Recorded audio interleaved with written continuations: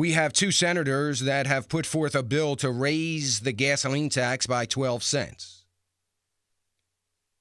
Chris Murphy, Democrat from Connecticut, and Bob Corker, Republican from Tennessee, feel as though we need to not only raise the gas tax from 18.4% to 24.4%, that's a 12 cents increase. That's on gasoline and diesel fuel, by the way. So this obviously impacts our economy from money coming out of our pocket, but it's also going to impact our economy from more money coming out of our pocket as it relates to the cost of getting goods to the stores. Simple things like produce, like meat, like poultry, like eggs, already things that we have seen some of the highest increases, 1 month increases that we've ever seen in those kinds of things. Going to be a little bit more to get them to market because of what is going to happen to diesel fuel. Not only do they want to raise it 12 cents a gallon, they want it adjusted by inflation every single year. So every year we can count on our gasoline prices going up as it relates to inflation being tacked on to the tax. Do you remember me saying earlier in this year when we got a report out saying that it looked as though the deficit, the annual deficit, in other words, the money we take into the government, was going to decrease that annual deficit. And instead of running a deficit of $800 billion, it may be $600 billion this year because of higher revenues, right? Well, that has happened. And remember me saying then that that is going to be the kiss of death for all of us because it drives the point home that, see, these higher taxes really do work.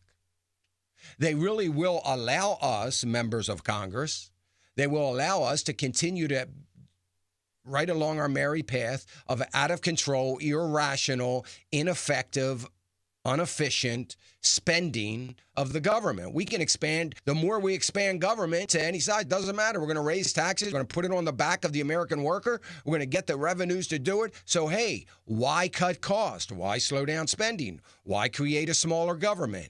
Why reduce departments and what departments do? Why do that? We don't need to do that. We just need to raise taxes. Look, it works. Well, apparently, Chris Murphy, Democrat from Connecticut, and Bob Corker, Republican from Tennessee, think that it's working really fine. So here's an idea. We got potholes. We got to patch them in our federal highways. The trust fund is running low because we've used it for everything else under the sun. The trust fund's running a little low. Let's raise taxes, 12 cents on gasoline. Wait a minute. This is yesterday, folks. Yesterday.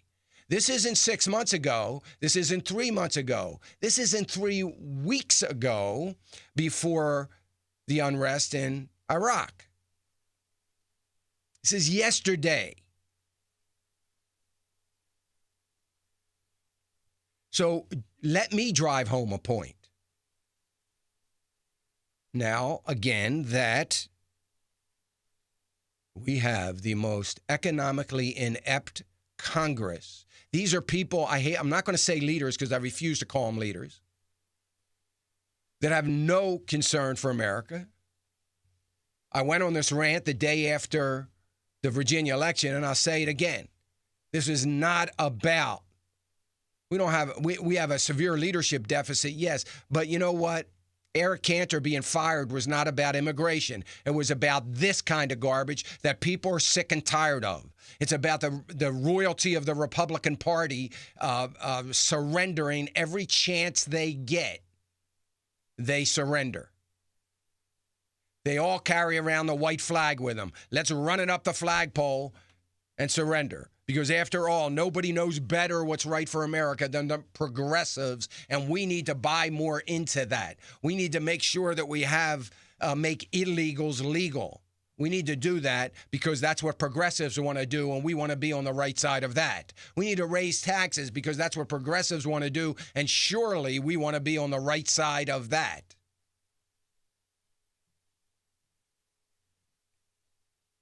More lunacy coming out of Washington that is going to continue to help this economy fail no matter what.